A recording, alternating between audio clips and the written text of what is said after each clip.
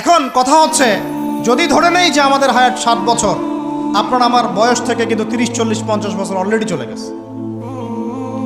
এখন চিন্তা করবেন যে এই সময় যেটা চলে গেল, এই সময়ের মধ্যে আমি কতটুকু নামাজ পড়েছি, কতটুকু রোজা রেখেছি, যাকাত দিয়েছি কতটুকু, হজ ফরজ হয়েছে করেছি কিনা, দিনের পথে আমার অবদান কি, দিনের পথে আমার অবদান কি, আল্লাহর দিনকে যে আল্লাহ সাহায্য করতে বললেন আমি কি করেছি। এই চিন্তাটুকু বাসায় গিয়ে করেন। এর সাথে এই চিন্তাটাও করেন যে এই 30, 40, 50 বছরে আমরা গোনাহ করলাম কতগুলা, কতদিন নামাজ পড়ি নাই, কতদিন রোজা রাখি নাই, কতদিন সুদ খাইলাম, কতগুলো মেয়ের সাথে আমার সম্পর্ক ভাই,